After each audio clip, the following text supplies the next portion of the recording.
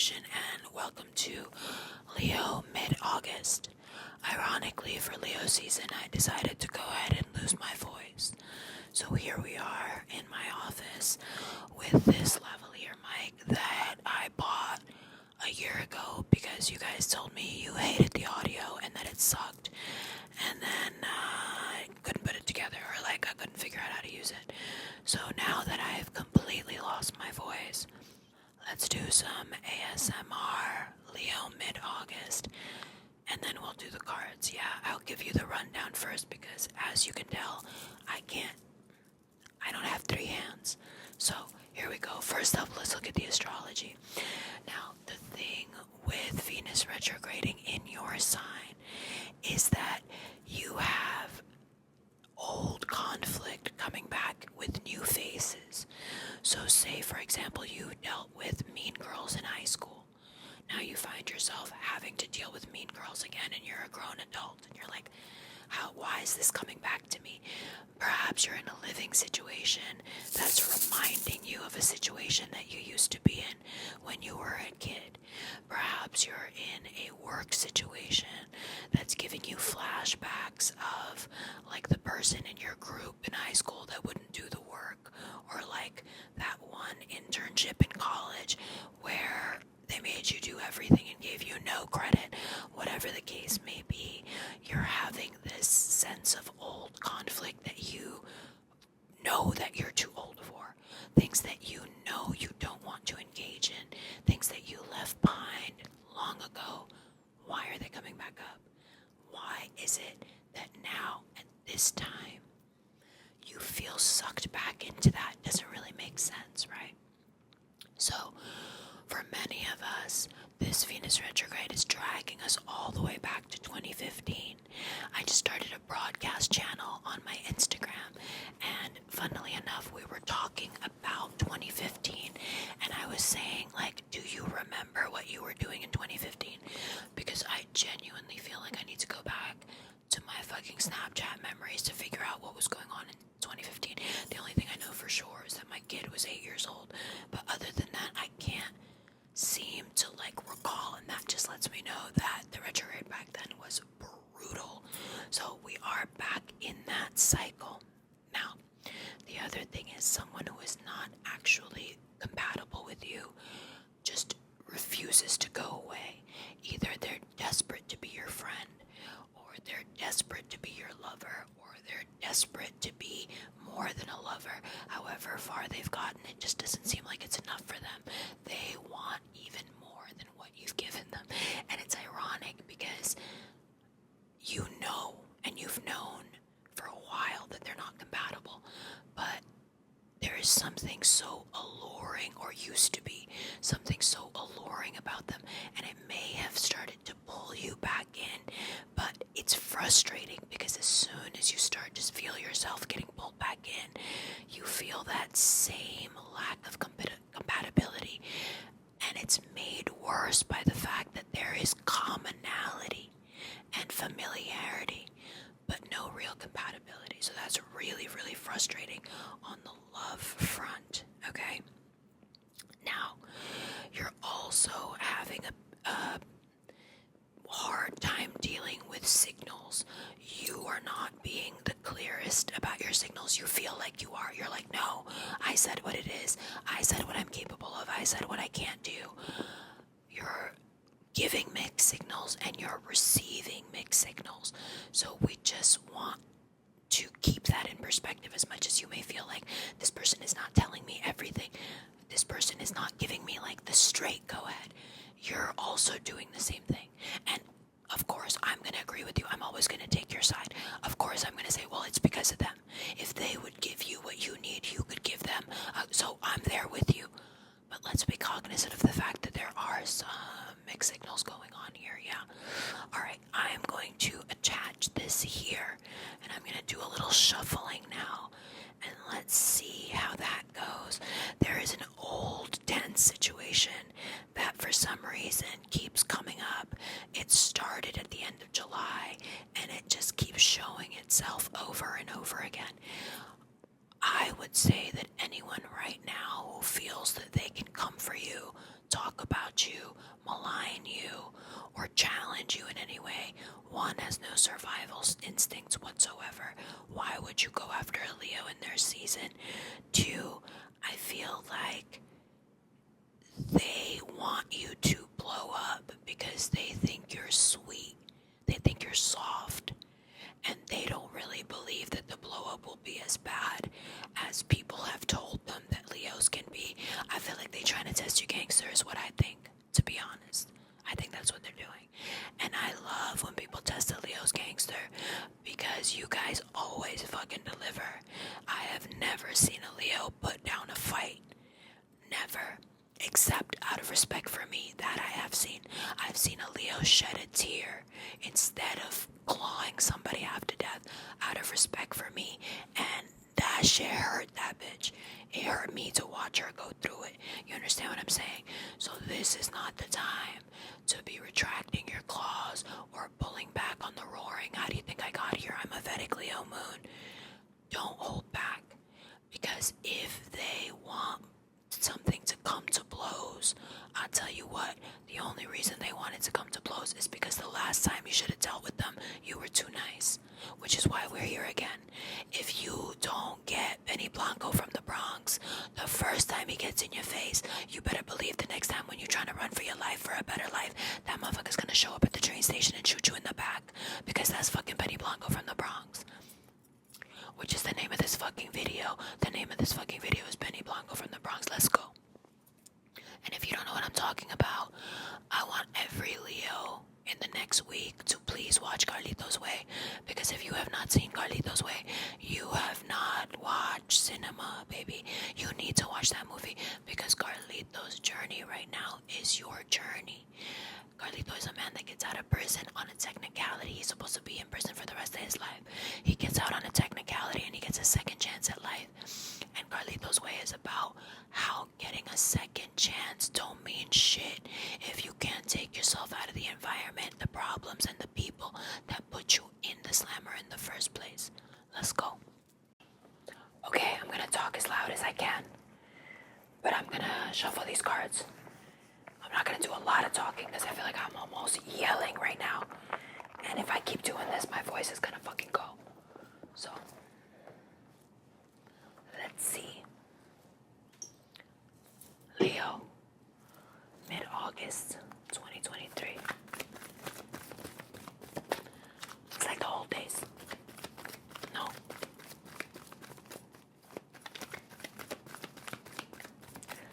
Let's see. Okay, first card up. We got the Three of Swords. Yeah, because these bitches keep fucking with you. That's why. Because they refuse to let you just live and be. And you're not doing anything to anybody.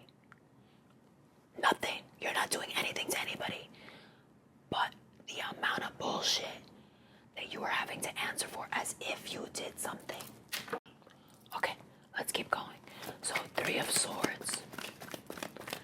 I'm telling you, these old conflicts, these old tense situations, they're coming up. And it's your parents. It's new situations that mirror old friendship situations. It's completely new situations that mirror a time in your life where you were also trying to plant the right seeds and do the right thing, and you felt the same kind of objection. Why are you investing in yourself? Why are you doing things for yourself? Why are you taking care of you? Why are you planting seeds for you? What about me? I need this. I need affection. I need money. I need time. I need your affection. I need your money. I need your time. How dare you pour it back into yourself? I mean, come on, the nerve of these people. The fucking nerve of these people, bro.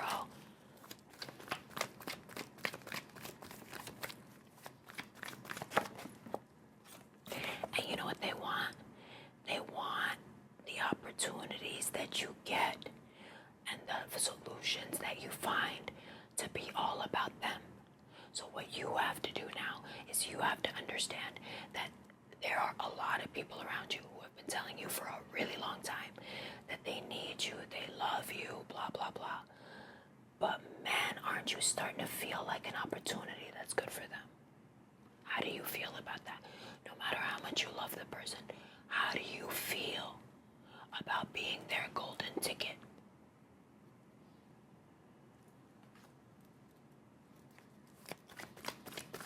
Because these opportunities are for you, and you can choose to give them away or squander them on somebody else.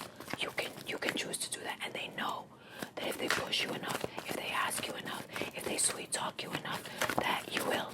If they are pathetic enough, that you will. That's the other thing. Oh my God, the level of I can't do it for me, please, Leo, do it for me. You're like, no.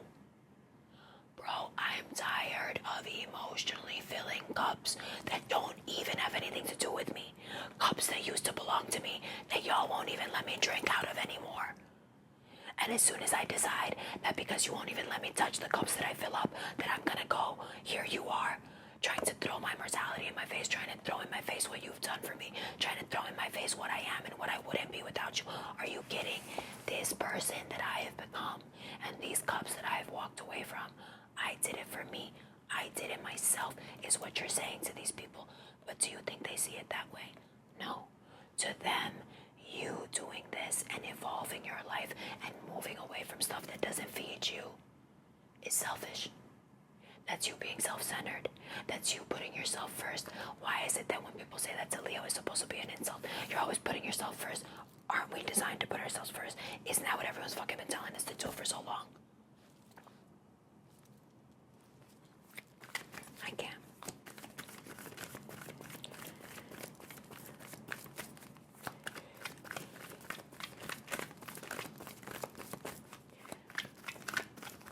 And you know what? All this other people attention may make you a little bit impatient with your own stuff. Like, you have stuff you're working on, right? Business, company, side hustle, passion projects, all that stuff, right? When people act like this, it can make you put too much pressure on yourself about your own shit. Like as if you gotta prove it to them, or now you gotta show them. And listen, if you want some healthy motivation, and you want these people to fucking see you shine and rise, of course, go for it. But that's not what I'm talking about. I'm talking about like the pressure. That thing that you guys do with the checklist, have I done this, the timeline. Don't do that to yourself. Don't do that to yourself. There is no fucking timeline with this going on. This is like every cup that I've ever poured into that I thought was dope. Whether you drank out of that cup or not, now you're looking at it and going, I don't know. Actually, I don't know.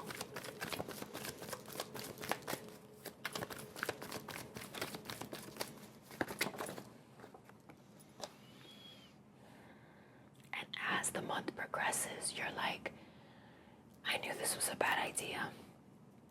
I should have tried to trust in my instincts all of August. You find yourself just being like, why didn't I trust my fucking instincts? And like, you'll have so many instances in August where you kick yourself and go, what was I doing?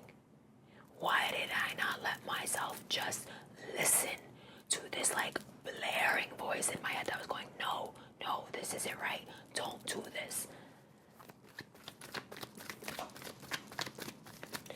And every time you try to take an opportunity for yourself, they're going to try to make it an opportunity about them. Every time you try to do something for yourself, it's how come it's not for us? Whether it's your family, your co-workers, your friends, it could literally be people you don't fucking know. And they're still like, what about me? You're like, what? What about you, bro? Like, and I think the reason they want, like, I think the reason they're doing what they're doing is because, sorry, I think the reason they're doing what they're doing, right, is because they liked a different version of you. There was a version of you that was stuck. And you're still bright, you're still shiny, you still attract all the great things, but you don't really have access to them. But when you're stuck and you're bright and you're shiny and you're attracting all the things, you may not have access to it, but everybody around you does. So having you here psychologically is voice for some people because it's all the benefits that they get from being around a Leo without any of the drawback, because the Leo doesn't really know what's going on. The Leo's in their head or in their emotions or fucked up about something, so they don't really know that how badly they're being used. So when you're in that state of being stuck, right, you're so easy to use. And that's what you will find right now is the most obvious thing with people around you. Whether it's your significant other even, you're starting to see a little bit of like, what do you guys all want from me exactly? Because I feel like the amount of bullshit that you're throwing at me is because I won't give you something that I reserve for myself. Whether it's attention, respect, whatever. Money, access, whatever. You are beginning to understand how much other people feel entitled to your shit. And how they have a tendency to behave when you won't give in. And it's deep. Like, you are seriously shocked at the fucking level to which people think that you owe them. Meanwhile, you don't even really know these people. It's so weird. It's really weird. It's really weird. Now, if you've just started up a relationship, which during Venus retrograde is not a good idea, then you may also find that this Five of Wands and Four of Clubs is around the Four of Pentacles is around the corner. Because starting stuff in Venus retrograde will pull you back to a time when this was happening to you before, either with somebody similar, the same person, it doesn't matter, but it pulls you back into a space that I don't think you're actually comfortable going back into. You like nostalgia, but you don't like stagnation.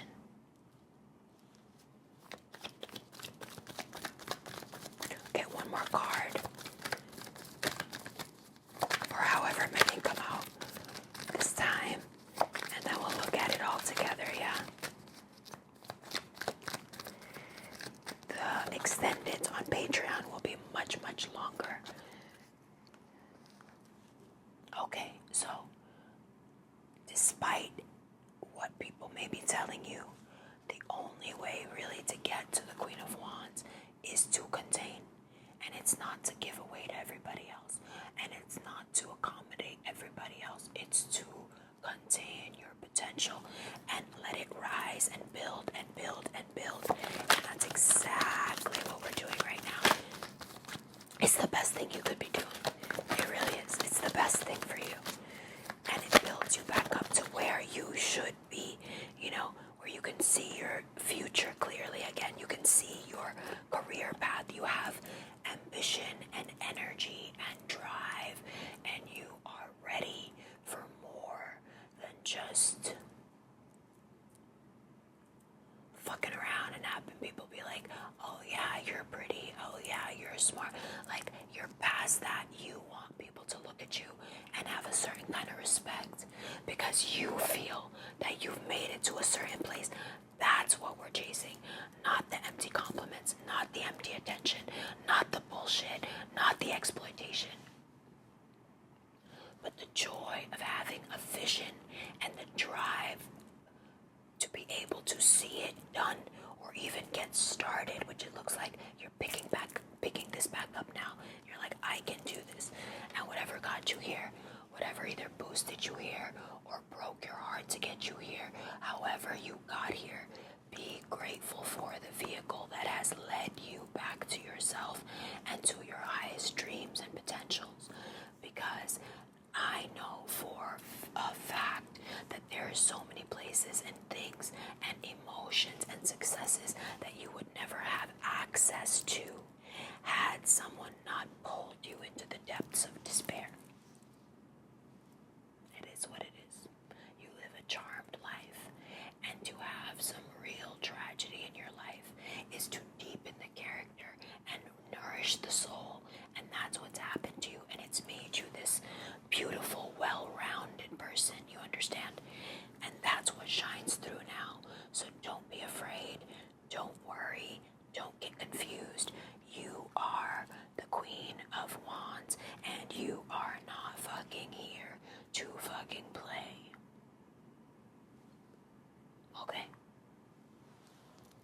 couldn't be more proud of you.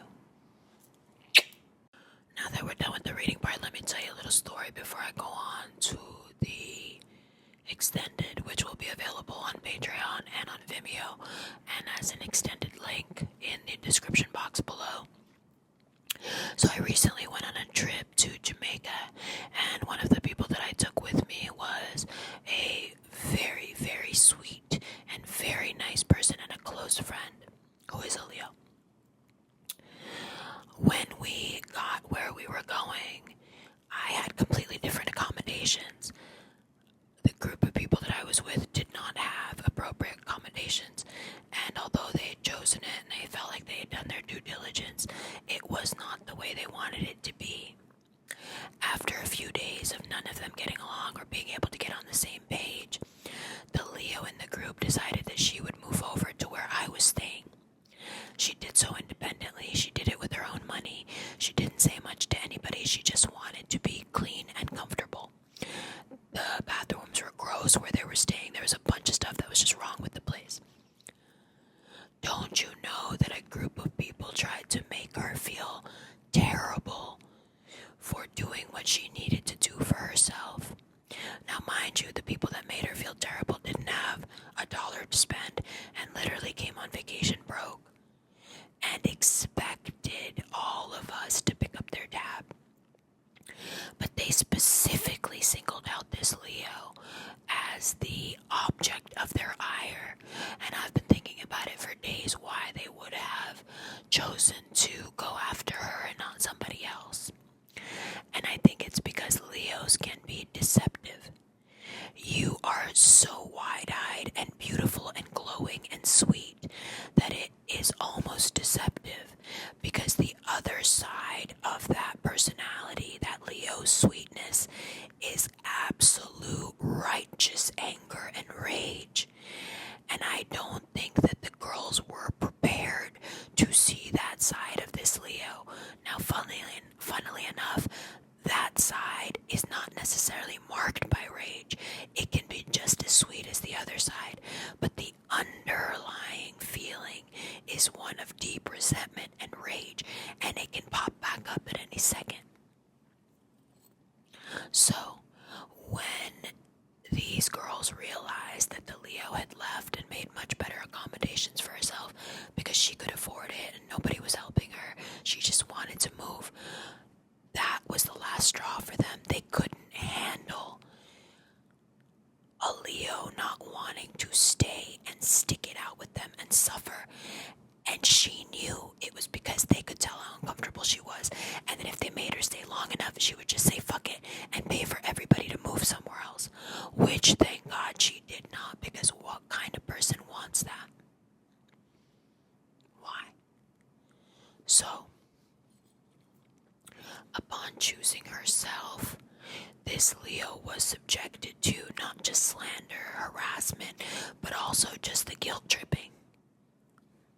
Just plain and simple guilt tripping, right? So, when it comes to choosing yourself, knowing what you want to wear, what you want to eat, what sheets you want to sleep on, when it comes to all the things that, all the preferences and decisions and luxurious choices that you make that culminate into who you are, not all the way, but, a pretty accurate representation.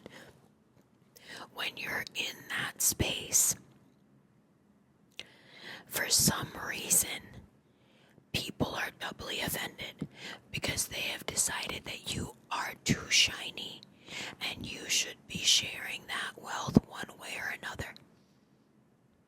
And that, my friends, is truly disgusting. So when you think about putting yourself first, when you think about these cups, when you think about the rebirth, when you think about the Cancer card there and the Chariot moving forward, you think about every single person who revels and joys in you putting yourself first. Every person that shows up when you actually ask for help. It's not often, but when you do, you now begin to choose with the behavior of acceptance and rejection.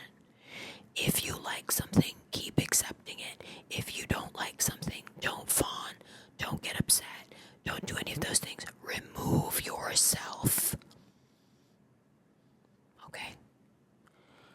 Now, for the first time, like so very long ago, we're gonna look at these motherfucking cards. I'll catch you in the extended. We'll look at the cards. We'll go through the extended. We'll go through the different signs. If you're dealing with Aries, do this. It's gonna be 12, like straight shot. Like if you're doing this, if there's an Aries in your life, do this. If there's a Taurus, do this. And I'm gonna start adding that to every extended right at the beginning, so you could get what you need. All right. I'm so sorry about the voice. I really am. ASMR people out there, just know that I love you.